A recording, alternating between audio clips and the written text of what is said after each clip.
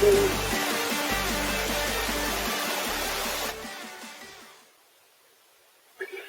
evening, one and all, and welcome along to Season 2, Episode 70, the post-LA Rams show, hosted by myself, Brian, and I'm joined tonight by my Celtic cousin from over in Scotland, Mr. Paul Stewart. How are things, Paul? Not too bad. Not too bad.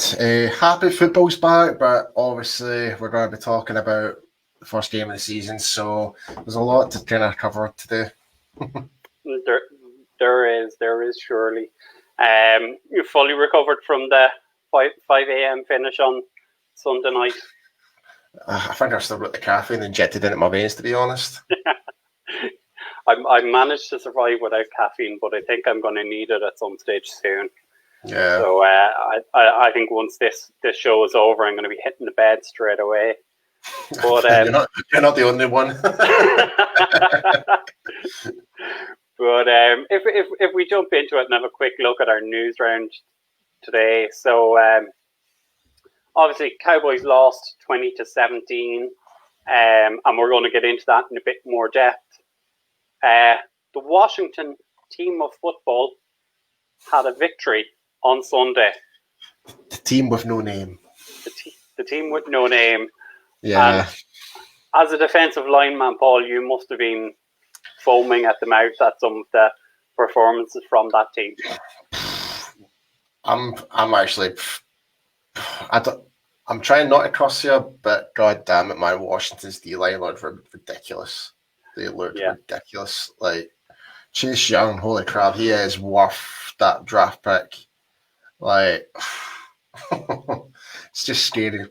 Like, I'm not, like, for our offensive line, like, when the future comes when we do play Washington, I'm not looking forward to that matchups with Chase Young and that, like, because he can play both sides of the ball, left and right. So it'll be very interesting to see, for sure. Yeah. I think we're lucky in that we're not due to play Washington in the next couple of weeks. So hopefully by that time we should have Lyell back. Yeah. Get into the rhythm, yep. Yeah, and that'll help strengthen it. We also had, as a result of that Washington team of football victory, we had a loss for the Philadelphia Eagles. So we can't help but laugh at the Eagles going from 17 zip to a 17-27 loss, I do believe. I think so, yeah. Yeah. Even we lost. Yeah. But that team losing at any stage is it's worth laughing about. And not to sound trash talky or like, because even though we lost, but it's always satisfying to see your main rivals, the Eagles, lose, like especially in that dramatic fashion. So yeah, absolutely. And then we had the New York Giants loss last night, 16-26, and that was against Pittsburgh Steelers.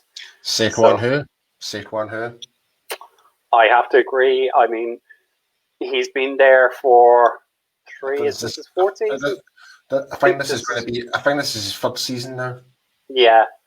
And everyone tells me, you have to take number one in your fantasy draft. I don't agree with that at all. I don't see how he's better than Zeke. I don't see how he's better than Christian McCaffrey.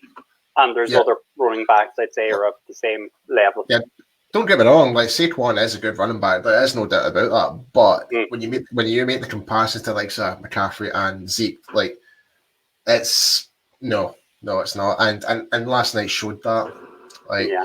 Like New York shouldn't have the Giants should not have that excuse because they've upgraded their offensive line quite a lot this season. It's through the draft and through agency, so they should be focusing quite a lot on that run game. And if memory serves me right, I don't even think Saquon got 20 yards in that game. Yeah, I mean they have invested in recent years in that line. Like they've taken Nate Solder from the Patriots. Right. They picked up Will Hernandez, who was supposed to be a road grader of a guard.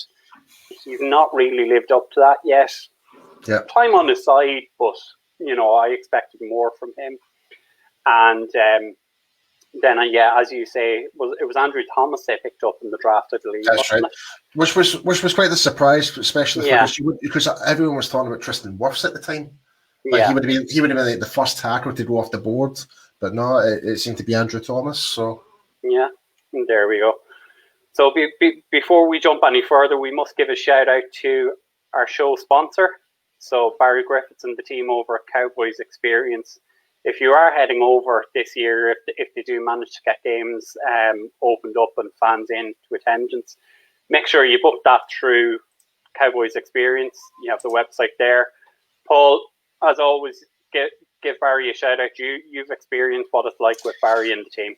Yeah, I've been with over to Cowboys Experience twice before, and needless to say, it's definitely, it says it in the title. It's it is the ultimate fan experience for all Cowboys fans. Get to meet legends like Drew Pearson, former cheerleaders, Cowboys alumni, and current players. So, just for example, last season got to meet Michael Gallup.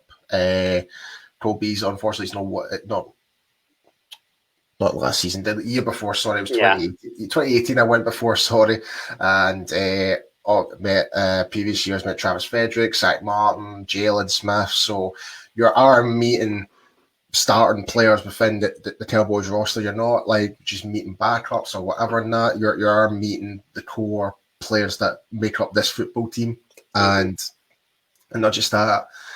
Every time that you're over there, and they find out that you're from the UK, honestly, you get treated like royalty. That's all I can say about it. So every time I've been there, it feels as though you're well looked after, well fed, well watered. It's always a great experience. So yeah, be sure to check them out and use the Cowboys code, UK Cowboys. Yeah, and the thing, just to be wary with this year, I do believe Barry and team are also trying to set up a virtual experience. So keep an eye on their website, keep an eye on their Twitter, Instagram, keep an eye on all their feeds. They are trying to organise something special, and I do believe Barry is going to be joining us a couple of times over the season. So stay tuned for that. Yep. And for anyone who is watching us live, please don't be afraid to hit up the comment section, ask us questions. We're only too happy to talk. Yeah, send your comments in. Give us your thoughts about the game. Who's your standout player on offense and defense? And who would you feel about in terms of the injuries that we're going to be talking over? Like, honestly, send in your comments. More we can talk about, more we can discuss it. So, speaking of, and a nice segue there from Paul, so the injury updates that we have so far. So Blake Jarwin has torn his ACL. He is out for the rest of the season. Yeah. Leighton Van Der Esch has broken his collarbone. He's due for surgery and will miss 6 to 8 weeks. And Cam Irving, who didn't start at right tackle on Sunday night, has a pull on his MCL, and he's likely to miss 3 to 4 weeks. So take it away, Paul. Yeah, Blake Jarwin's a big loss, especially for fantasy football as well. If you're, because we all thought that this was going to be his breakout year, especially after signing that new contract. There's no Jason Witten in the team. All the reps were going to go towards him, and you saw the first glimpses of that throughout the game. And that, and until I think it was a curl route. That what happened, he just took that wee turn and just instantly went down, and you just knew the way how he held his knee. It's like that's a serious injury. That's ACL definitely written all over it. And I think it was Stephen Jones that confirmed it in 105.3. Confirmed that it's a ACL tear, so he'll be out for the season, which is a big hit in the team right now. But yeah, and also with Leighton, as much as I hate to say this, but if the way how things are going, are we really going to get a full season out of LVE at all in the future? And as his and also when it comes to neck injuries, they should be considered along with head, like anything up here should be the most important ones. Like, should he should we kind of start looking towards getting replacements for him as well now? Yeah. That's a good point in terms of what we should be doing. I mean, just to bring it back to Blake Jarwin, I think he's been the unfortunate player in the Cowboys roster possibly over the last 3 years, and that if he had no luck at all, it's Witten retired after 2017. Jarwin was starting in 2018. They didn't bring in anyone. They could have brought someone in. They had that option. They had that draft capital there to bring someone in. They didn't. They believed in him. Witten came back in 2019, totally set Blake Jarwin back, and you were going, yeah, this is going to be his year. But no, it's just not looking good. Yeah, he was given all the motivation for it as well. He was announced the starter. He was given the new big contract. Mm-hmm. There's a lot of trust and the investment into Blake, and needless to say, whenever he was on the field, like, he did make plays. He did. Yeah. So and that's the one thing we wanted. We wanted him more on the football field. So but yeah. And I think that was the thing this year, was that they moved. They switched Jalen and Leighton and I'm never sure if it's Sam or Mike, but they switched them around, that it was Jalen who was supposed to be the lead in the linebacking core this year. Yeah, wasn't LVE playing mostly Mike throughout the whole game? Yeah, he was. For what games he did play, or what snaps he did play, he was playing as Mike. Yeah. And I think that was more to allow Jalen to move to the outside to rush the passer. We'll talk about that in a wee bit, but that was kind of more the thinking, was Leighton would be your presence in the middle and call things, and Jalen could concentrate on rushing the passer. And as we say, Cam Irving, 3 to 4 weeks, were we all thought he was starting on Sunday, and then it was announced that Terence Steele was starting. So we'd expect Lyle to come back. In fairness to Terence Steele, a lot of odds were up against him. Considering it was his first cross game, he was up against one of the best defensive linemen in the league, if not the best defensive lineman, in Aaron Donald. So there's been moments, like there was some plays, some snaps that he actually held his own, but man, there was one, and this is not taken away from Steele, but it was from the other parts of the line. But we'll go into that later on. There was one play I just like, geez, we need, as an offensive unit, we need to be better. Yeah, so, but I think I saw that somewhere just before we started talking this evening, and someone was saying that the O-line for the Dallas Cowboys is a big worry, and it's the most underperforming unit we have. It's so weird to say that after you were like top 5 offensive, like top 5 rated all those years. No, it kind of seems to be, it's now in that weird fragile state that we're in. Yeah. So it's going to be interesting. Like, I mean, we've already touched on it this evening twice, in that we were talking about possibly needing linebackers. I mean, I know Rich Jones, Graham Wilson always say this, when are we going to address the O-line? And I think it's something we're going to be looking at next year. I really do. Yeah, especially, and it's something that we've already talked about. It's like, are we going to get as much games out of certain players this year, especially with everything's kind of going on, and it's not just our team, it's other teams as well. Like, you're seeing players getting injured. Like, what was the LA Chargers player? I think he had to get the cast on his leg during the game against the Bengals. I did not see that.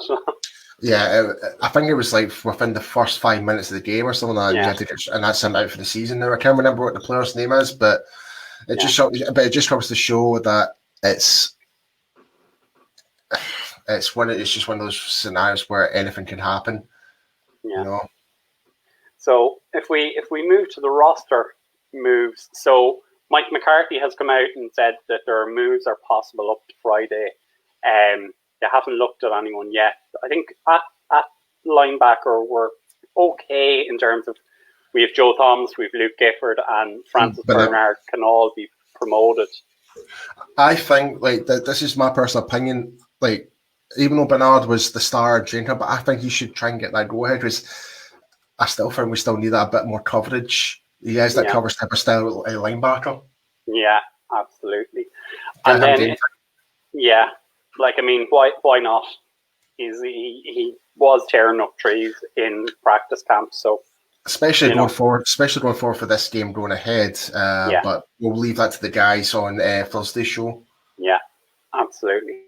And then at tight end, there hasn't been anything specifically mentioned about this, but of the 3 tight ends we now have on the roster, which are Blake Bell, Dalton Schultz, and Sean McKeown, all 3 of them are more your inline blockers.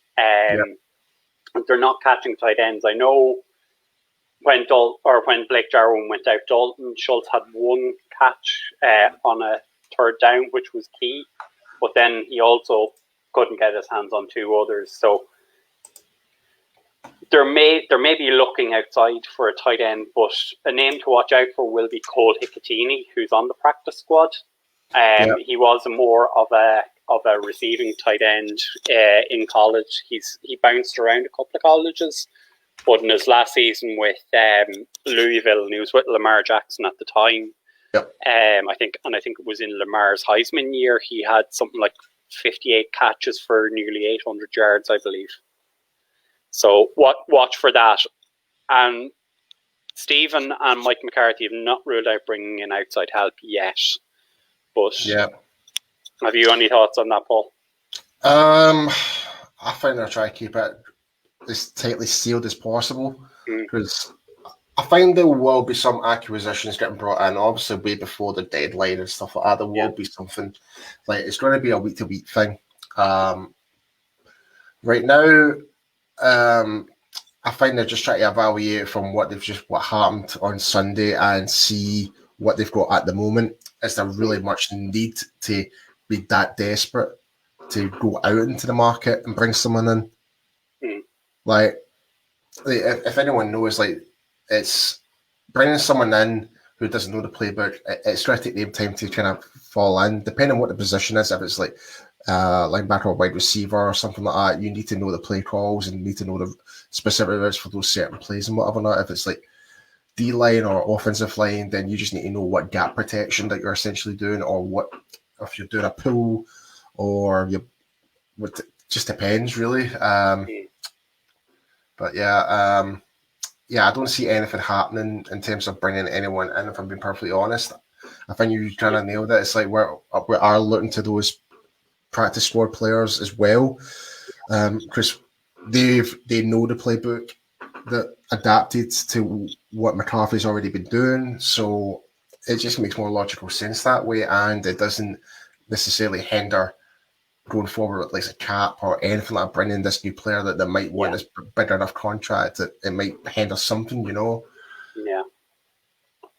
And I think that's something you touched on there in terms of the cap. Like, I mean, we do have a lot of cap room now made available. Like, we made moves last week in terms of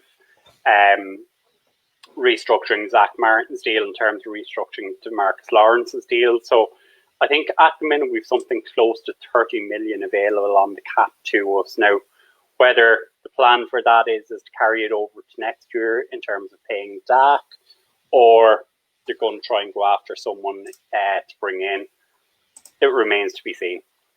Yeah, definitely. But moving on to our initial thoughts on the game. So obviously we played in the brand new SoFi Stadium. 5 billion, palace or wasted money? Mr. Stewart, what's your view? I don't really care. I couldn't care. Yeah. I don't get me wrong. It's a nice stadium and stuff like that. It's great for the community of Los Angeles and whatever and that. And it's a pure entertainment center for like it is multi-purpose as well.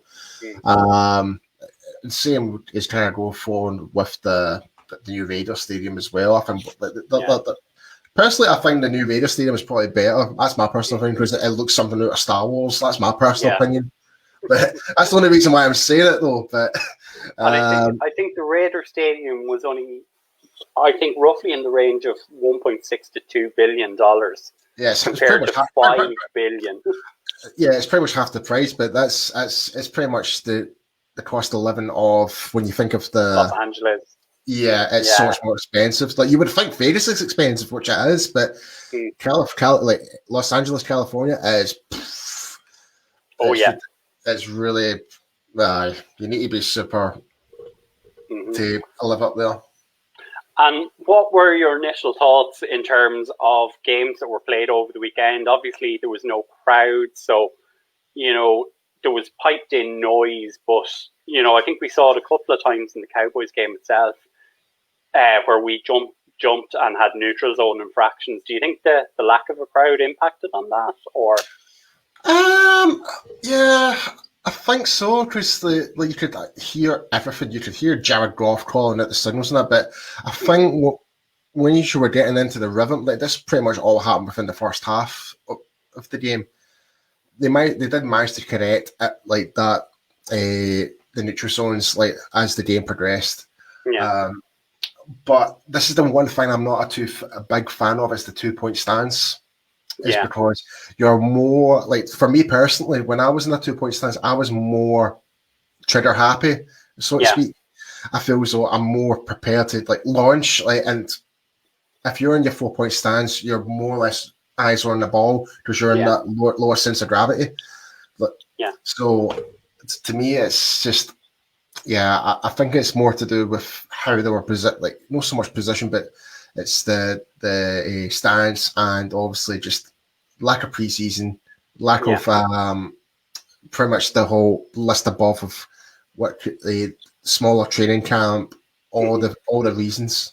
Yeah, and like that, I think there was also restricted tackling during this summer. Yeah, and which didn't help. That was pretty evident throughout the whole game. Not just on us, but for all 16 games throughout the whole league. It was pretty evident. Like there was a lot of missed tackles. So, so for and I'm going to go off on a little bit of tangent here. I spoke to you about this before, but for anyone criticising about the missed tackles and stuff like that, you guys need to remember we've had no preseason. Smaller training camp, like it is pretty much no helmet, no contact within the first 2 weeks of training camp. So all these factors tend to factors here, and people still expect perfection. I'm sorry, but it's just unrealistic. It's week 1 of football of the brand new season with everything going on. You are bound to make mistakes, especially if you're a rookie as well, coming in here as well. So I just want to clear that little bit of air as well, because and there was a couple of fans that kind of may have had to go at me and stuff like that for saying I'm accepting what was it? I'm trying to remember the exact comment. Mediocrity. I'm accepting mediocrity within the Cowboys. Well, if you know me, that is complete horseshit. I'm sorry I cursed, but that is bullshit. I want Cowboys to win every game, but the thing is, I critique and I evaluate everything. Yeah. Like all the guys here on our show, like Brian, Mike, we go in depth and we try and assess what specific went wrong and what those reasons could be. It could be injury prone or it could be whatever. We just don't go and say, fire Mike McCarthy, it's week 1. I mean, that makes no sense. So anyway, sorry if I went off on a little tangent there, but I just had to. No. Like, I mean, I think that was all of us were up on Sunday night watching the game, and I think probably I was the most reactionary of the bunch of us. In terms of, I think at one stage I did make reference to this looks like a Jason Garrett offense. But that's ridiculous. I think. I'm sorry, but when you're playing, if you play the game, 9 times out of 10, you're going to have the same scenarios. You're going to either have 3 receivers, 4 receivers, a running back. You're not exactly going to put on 10 offensive linemen and say, "Oh, that's Jason Garrett." You know what I mean? Yeah. There's similar formations in that. I don't know, man. I don't know. I find we're all on the same page now, trying not to react now. Yeah. I mean, I think that was what I was going to say was in terms of it's why I avoid Twitter during a game and why I don't post on Twitter is because you're het up, you've pent up aggression in the game. When all of us looked back on things and different scenarios during the game, we all agreed, yeah, I can see why such and such is happening. I think on that fourth down play, I was calling for the ball to go to Zeke, and Mike said no, or Mike was saying that CD Lamb cut out of his break early.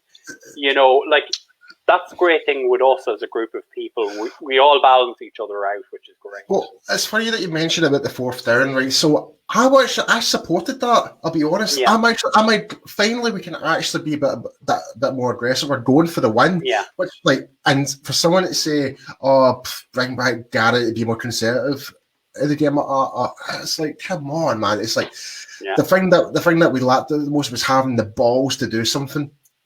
Yeah. So I fully support that decision, and that's the thing. Not all plays work. You reevaluate, you learn the playbook. You look at the film, and you learn from that. And next time it'll happen. That's it. Simple as it.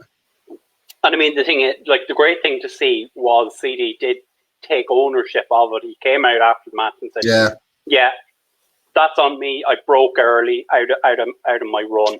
Yeah, you could tell he took was it 2 or 3 yards less before the cut in. Yeah, so because he should have been at least 1 yard above the first down marker. For the first down marker was, and I mean, it's great to see that he took the personal ownership of it and said, "Yeah, look, that's on me." But it was no Dak threw the ball badly or anything like that. It was like.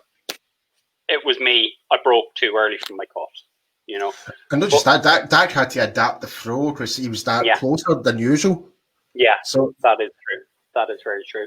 So feeding into our offense. So on the night, I think in terms of the offense, it was a bit of a mixed bag. I suppose we've already kind of talked about the offensive line, and I'm gonna give you the floor on this because I know you had issues with a lot of guys on the line, specifically one man from at left guard. Yeah, Mr. Connor Williams. Don't get me wrong. He had some good moments. Yeah. Right? He made me eat a little bit of humble pie, whatever that. But then came back the Connor Williams just not having the better sense of the lower sense of gravity to stop Aaron Donald or whoever the other nose tackle was. I can't even remember his name, and I don't care because to me Rams are still trash. But anyway, but in terms of the offensive line as a whole, though, there was one moment, and it was our friend at Law Nation that posted this of the video clip, and it was horrible to watch. It was Aaron Donald coming across Connor Williams, but the way how the play panned out, Connor Williams had to make sure his left gap was always protected, and whoever filled in the right had to mark that up. But Joe Looney and Zach Martin were bundled together and absolutely crushed them right down, took them both out, pancaked the both of them. And I'm just like, this is not good. This is not good enough. So, but yeah, I think it's just a bit of familiarity that the guys are going to have to work into again, because the pocket did seem to collapse a lot on top of Dak. That Dak was having to try and scramble or try and have to adjust, as you said earlier there about the CD Lamb throw, is trying to adjust what he was doing on the fly. It's just going to take games. And there was a nice situation where coming to Dak was the Amari Cooper throw. That was never intended for Cooper at all, because his first primary receiver was, I think he was double covered. Right? Yeah. And Cooper, he did not expect the ball to be thrown at him because it was not designed for him. No. And people were criticizing it. I says, well, you need to kind of remember, he wasn't the main target for that play. Yeah. And I mean, if you look at that play, that throw was actually it was more down at his thighs more than anything. It was more right in the hip. Yeah, like Dak Yeah. doesn't make throws like that. He does not throw balls at someone's head. Yeah. If it was the primary target, it would be between the numbers. Dak is that good. But speaking of Dak, so we can see the stat line there, 25 of 39, 266 yards, a touchdown, no interceptions, and a 92.5 quarterback rating. So that's the big takeaway is zero fumbles and zero picks. Yeah. That's a great takeaway offensively. Despite we didn't win, but we didn't give the ball away from where the Rams were capitalized from. Like there was no interceptions or whatever and that. But in terms of that, when it comes to interceptions, we did in defense. We did. So but the other point there that I'm just seeing is he also threw to 7 different receivers. So I think we're starting to see the playbook open up a little bit, because obviously he had his 4 primary targets, but he also threw to Zeke. He threw to Dalton Schultz, and there was also one to Tony Pollard, I believe. Yeah. So Amari Cooper with 10 catches, 81 yards. CeeDee Lamb 5 catches, 59. Gallup with 3 at 50 yards. That's actually quite good, considering that was only 3 catches. He only got 50 yards. So Gallup did a good shift regardless of the number of catches, but he still managed to gain a lot of good yardage regards to that. So that was like a 16.7 average on Gallup. Yeah. So he's out there to make a big statement this year. Absolutely. I mean, he's out for play for that bigger contract for sure. Yeah, I mean, Michael Gallup is in a contract. We know it's his 3rd year, but it's effectively a contract because Cowboys are going right. We have Michael Gallup, we have CeeDee Lamb. Yeah, Gallup has 2 years left, and he has to show us that he's worthy of a contract. Now, exactly. Whether I don't know whether he'll they can tie up big money in 3 receivers when you're already tying up a quarterback and a running back. But, Gallup has to turn around and say to the Cowboys, look, I'm too good to be cut or to let walk. So he's making it hard for us, that's for sure. Yeah, from a business point of view. And what more do you want? So but just to kind of follow up on the rest of the guys, so Zeke only had 3 catches with 31 yards. So even that, still most of those were screens. He still managed to get 10 yards average put on that. Tony Pollard, two catches with 22 yards. Blake Jarwin, only 1 catch with 12 yards. Unfortunately, we wanted more, obviously, with the injury. And Dalton Schultz should have been 2, but he only got 1 catch with 11 yards. So, but when you add that all up, it's actually, it was okay. But I think that the only takeaway is like there were still the odd drop catches scenario, but again, it's the first week of the season. If you were to say from week 4 and week 5 onwards, then you'd be very concerned. Yeah, absolutely, 100%. I think the shining light of the game for us was, if we move along, is to Zeke. I mean, as we say, he had just as rolling through the bottom of the screen there. So I think it was 22 carries, 96 yards, a touchdown, 3 from 4, 31 yards and a touchdown. I mean, what more could Zeke have done on the night? I mean, he also picked up a lot of blocks as well, which it's great to see. I mean, it's the one part of Zeke's game that he does better than any running back in the league. I don't see McCaffrey blocking people. I don't see Saquon or Alvin Kamara doing it. Yeah. Like, if there was one thing I was quite happy with Zeke, like he was actually picking up some good linebacker blitzes during that game.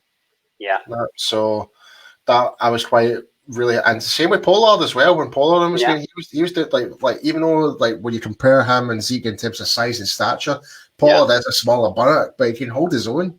Yeah, well able to. I mean, in terms of the first touchdown, Zeke was breaking ankles again. I mean, turn of direction to get back. Yeah. If we're going to be talking about it, we need to talk about his new addition, which is his tattoo. Yes, I was considering whether to bring that up or not. Yeah, I think we should. I think we should bring it up. I think it's don't get me wrong, I think it's a bit corny, but at the same time, it's a pure marketing thing for him as well. Yeah. That's what Zeke's all about. It's all about feed me the ball. So why not get it? Why not get it tattooed? So the guys in Madden, NFL, EA Sports will have to kind of start doing that as part of a celebration. Yeah. And then if we do look at, you already called the numbers out there for Amari Cooper, 10 of 14, 81 yards. I mean, I think Amari became a bit of a safety valve for Dak once Blake Jarwin went out. It was short dump offs more than trying to extend the field. He used Michael Gallup and CD Lamb more for trying to extend the field. Yeah. And that's the thing that I was quite was he not supposed to be questionable for the game as well? He was questionable. So, and yet he still nearly produced a 100-yard game. Yeah. 81 yards. So it's still, but even still, it's still a good shift. Yeah, absolutely. And as we say, when most of them are short dump off balls, and he wasn't trying to extend the field. And the thing we've heard for the 18 months, 2 years that Cooper's been with us is he doesn't do it on the road. I mean, he did it on the road on Sunday night. Yeah, the only thing I was missing is actually putting the points on the board. That was it. Whether that's down to the actual plays that we had, the situation, whatever on that, there was a few times where I kind of say, why didn't we run it instead of the whatever on that? I think we all kind of agreed, and there was a few scenarios where we kind of and that's where we're kind of seeing why people were saying about the whole Jason Garrett thing. I'm like, it's just an unfair comment, really. Yeah, absolutely. But I get people's frustrations on that situation. So, but my even though our receivers didn't get any touchdowns, I was actually quite happy how utilized they were. Maybe not as much catches or targets sent to them. Yeah, but when our main core is primarily Zeke with the running game, you need to expect to see those numbers kind of drop down a little bit. Yeah, and I mean that is a bit of a change from last year. Is that and I know it's only one game sample, so we will see how it goes. And I mean, I fully expect Sunday to be a shootout, but the guys will cover that on Thursday night. Is that we did try and run the ball. We tried to use the clock intelligently, but we weren't at any stage chasing the game where we had to throw the ball. Yeah, just as well. I think it's just guys, get your comments in as well, because we want to really hear from you guys as well. What thoughts did you feel like our receivers were performing well despite there was no actual points in the board from our receivers? Just send us in your comments. Let us know what you think, and we'll discuss it. Mm-hmm. So, moving on to your favorite part of the game, the defensive side of the ball. So, right. Yeah. Yep. The name has gone through the bottom of the screen. Aldon Smith. Talk about it, Paul. 5 years. Wow. For him to come back after 5 years of no football, where he was with just that decline in life and just dealing with what he had to do personally, for him to come out and just was pretty much our most effective defensive lineman all night. Because I think he had 6 tackles and 5 assists. Yeah, assisted tackles. So and 1 sack. So I think that was the only sack in the game that we had, and and came from Alden. So I can't help but just applaud for him what he did. But if there was one thing in terms of defensively, I still think we were really slow. I thought we were really slow, and not just that, we were really trigger happy. And this is what I was making the comment about the 2-point stance. Yeah. So we saw that earlier in the game, and it took us a while to adapt because from looking at watching the game again, there was pretty much 3 things that Jared Goff was doing. Was the pass to Robert Woods to the left, there was the screen pass to Malcolm Brown, or it was the runoff to Malcolm Brown. Yeah, that and it was all mostly bootleg. He was either like he would just either hand it off and cut back the way, and because you would see that the whole defense would shift, and now that, and you would see those receivers cut back in again. So it's just a complete head fuck, pretty much. So excuse the language, everyone, again, but we might not only manage to rectify that into the second half, but I still feel as though we did lack speed. There was literally no pace in our defense, I felt. And this is one that I think you're going to go on a bit more. Was Cheeto.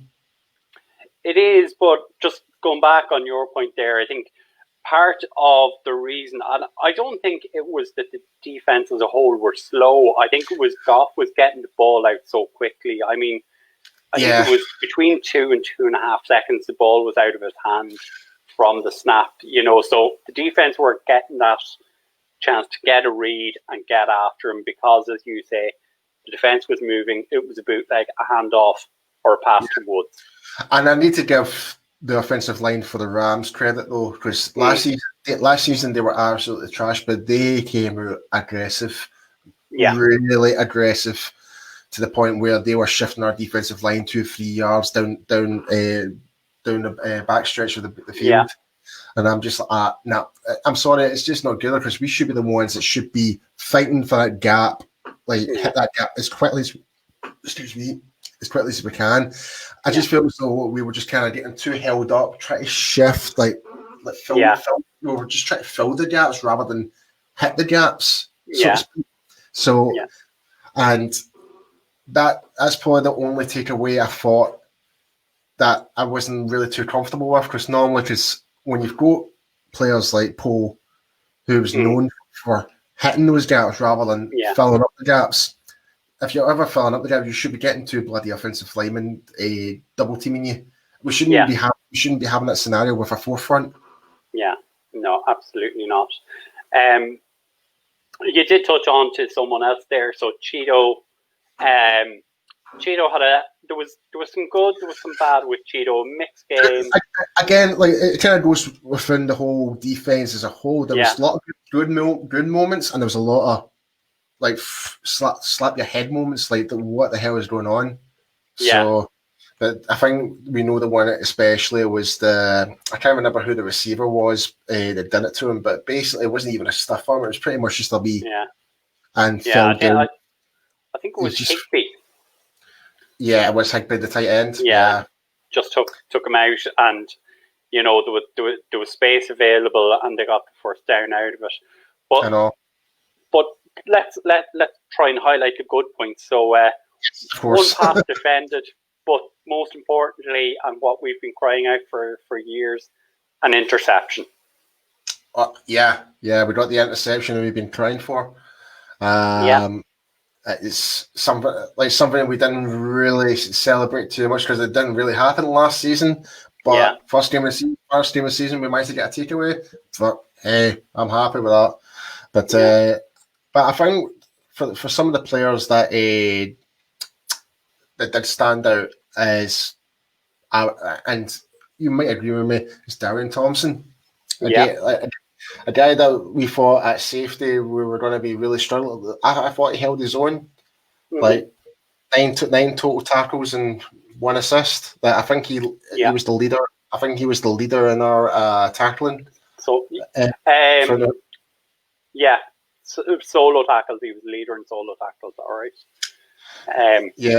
But again, he did have some bad moments in terms of coverage and that. But in the majority of the game, he kept it simple what he was doing. If he can keep progressing from there, then great.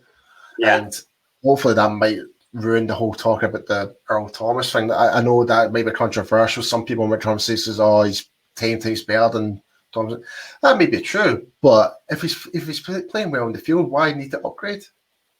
Upgrade. Why bring another player in? It's going to cost more money.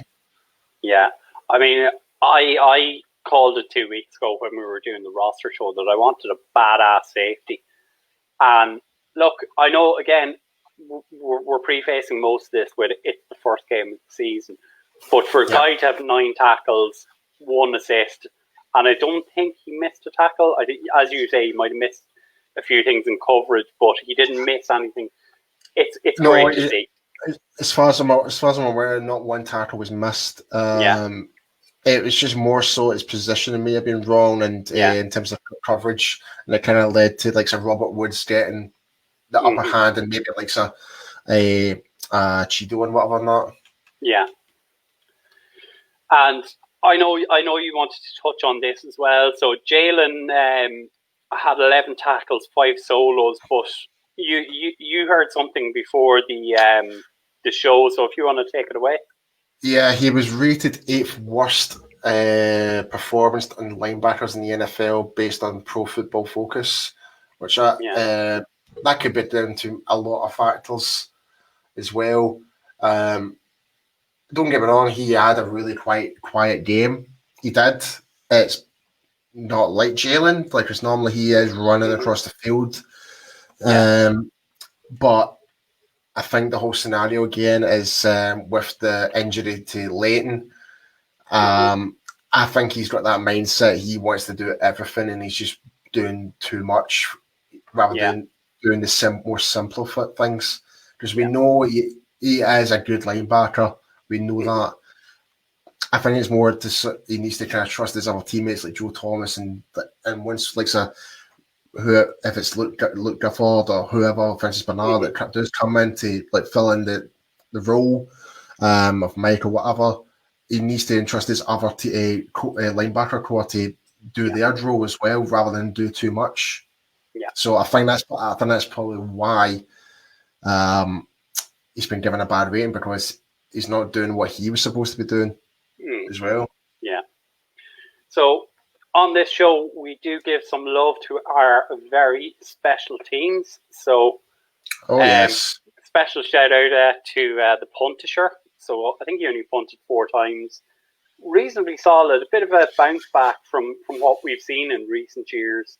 I think most of his kicks were into the 20, so didn't give short field advantage to the Rams at any stage. And then Greg Zerline kicked his extra points and went 1 of 2 on field goal attempts, with the miss being from 53 yards. Yeah, that kind of knocked a little bit of confidence from the team perspective, I felt, because everyone expected him to make that, and so did we. But it's not, everything's always guaranteed. That's it. It's football. But I was going to say something I completely forgot with regards to special teams. Chris Jones, I thought solid punts throughout the whole game, and that he's never really let us down at all. But I will say is based on punt return and kickoff return, I'll be honest, like that's probably the most aggressive we've seen, like attacking the ball, trying to gain those yards whenever we do run it, rather than let it go off to the field and just start from is it 25 or 20 yard line? That's on the kickoff returns, but on the punt returns, returns, sorry. Yeah. No, we did, like you saw CD Lamb and you saw Tony Pollard try and make something happen. I mean, you could see how the way they were striding, they were going in they were going to put the beating on. Yeah, like there was no shackles there. There was no waving the arm trying to call a fair catch. If they took it. Yeah, it was like taking the right opportunity in that, and I love that. It's just something that we're not really accustomed to seeing in the past couple of years. It was just like we were just being too conservative. Now we're going all in. Yeah. And I like that. It might not always work, but it's the effort I appreciate, especially. Yeah. So moving on to the last part of the analysis of the weekend's defeat. So the coaching. So we've a few things there in terms of, the differences between this and the Jason Garrett era. And I think that kind of feeds into the second point. That, we went for it on 4th down and we had the CD Lamb incident. I think McCarthy was a bit more aggressive in what he was trying to do with the team. Yeah, potentially. Again, I still think like the whole differences from the Garrett era. That there was a fair bit of differences. Obviously, especially defensively, you can notice there was a big defense. Like, and I've already kind of mentioned it before in terms of how the defensive line was positioned. That was the biggest takeaway I noticed straight off the bat when the first series came in. I was like, all right, 2-point stance. All right, okay, this is different. Not what like, but yeah. Don't know what else to really say. Like, really, like I think again, and we touched on this earlier in terms of like the fourth down decision with CD Lamb. I think we all said this. Yeah, we all agreed with the decision to go for it. I mean, we've been hamstrung with a coach who was extremely conservative for the guts of 10 years, and we bring in a coach who goes for it on first down, and people suddenly don't want that, or on fourth down, and suddenly people don't want it. You know, which is it? You know. Yeah. You know, you can't hang the guy up for doing what people have been crying out for years. But the other point there that I had put down was, you know, that this is the first hit out. Are we being too critical? Yeah, we've been very overcritical. Yeah, like I mentioned before, I had to call people out. It's like, listen to what you're saying. It's week 1, less preseason. No preseason. No, keep repeating that. And the comment I kept saying was Rome was not built in one day. Yeah, right?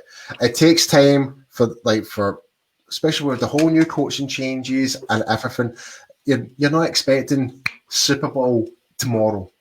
Yeah, it takes time to build, and especially when it comes to team bonding with coaches as well. Yeah, like that's the big factor. It's all about trust. End of the day. So, and this kind of goes to like what I was just kind of mentioning about Jalen. It's like he might still have trust with the other linebackers that he's not too familiar with. Yeah, for sure. And I mean, I think, look, let's be honest. In terms of this game and potentially this season, look, teams who have had very little turnover should be doing better this season. You know, like we've had COVID, we've had restricted training, we've had shortened camps. You know, a team is not familiar. We've had no preseason. So a team like the Rams, and we discussed this off air. Yeah. Yeah, they are regarded as one of the teams to make the playoffs. So yeah, that just comes to show like, and they've not really lost that rhythm. Like they've actually kind of like brought in some new additions to their team as well. Yeah, they have. But let's wrap this up with the one thing we haven't mentioned so far, and I know you're going to be quite passionate about this. So the offensive pass interference call on Michael Gallup. I'm surprised it took us 54 minutes of this broadcast to even get into that. That is going to be one of the most fucking stupidest things I've ever seen. Like, Jalen Ramsey, if you ever, like, probably won't ever see this, but if you ever do see this, you should be given a bloody Academy Award, Oscar, for that performance, mate. Seriously, that was shameful. Like, honestly, you're worse than Marco Materazzi for Inter Milan. That was shocking. There you go, folks. We give you everything in this show. Marco Materazzi getting this shout out. But, if anyone who doesn't know Marco Materazzi is, go look up the FIFA World Cup France versus Italy when Zinedine Zidane gives him the headbutt and how he acts towards it after it. It's same idea. But in terms of the actual play, though, sorry, it was bullshit. I'm sorry, it was a bullshit. Like when I watched it, 4 a.m., whatever time it was, I was going off my nut. It's like, how the hell? Like it wasn't exactly like shoved them out the way. Like all he did was he broke free from Ramsey. Ramsey tried to clog him up, and then you see Ramsey going, like it was like some of Team America. Like the whole scene, like at the pyramids.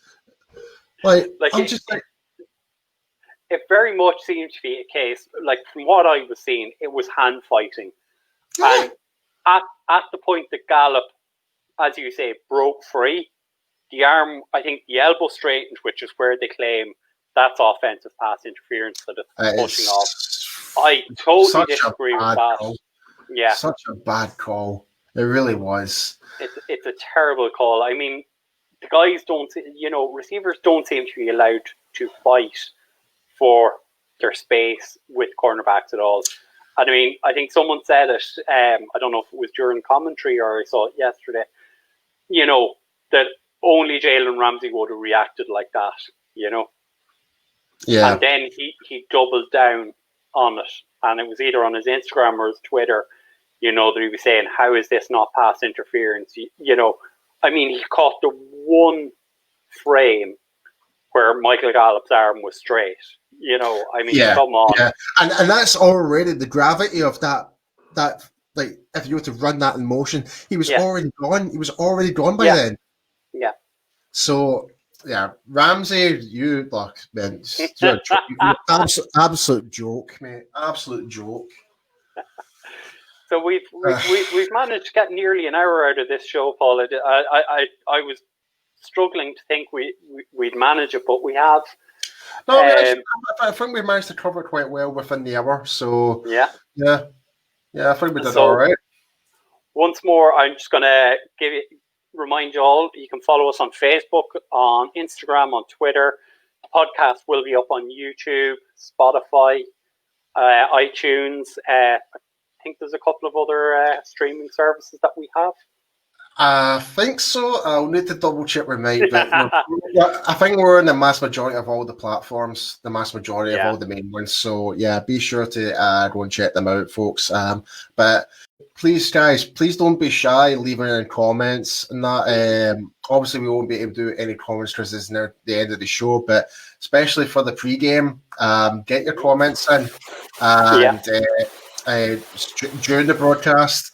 And we can talk about it, whatever on that. So, yeah, be sure to do that. So, just before we wrap it up again, reminder to shout out to our sponsor, Mr. Barry Griffin and the guys over at Cowboy Experience.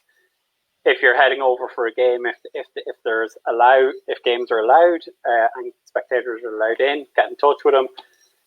You'll get to meet and greet the players, tailgating, game day, and there is a special discount for anyone who uses the UK Cowboys handle when they apply. But as we say, also keep an eye out on their webpage, on their Twitter, because they are trying to organise virtual tailgating sessions this season. So we'll wrap it up at that, Paul. And we'll wrap it up now. Yeah, for sure. And a reminder for everyone to tune in at 9:00 on Thursday night. Mike will be hosting. Oh, just a reminder: 9 p.m. UK time, 1 p.m. Pacific, and 4 p.m. Eastern. Is it 3? 4 p.m. Eastern, 3 o'clock in Texas. But be sure we'll put the screen at the end of the show so you can all check out what times that are available as well. But be sure to check the show out on Thursday for the pre-game against the Atlanta Falcons. All right. So my thanks to Paul for sitting through an hour of time with me, and take care of one another, and we'll see you soon. See you later, guys. Take care.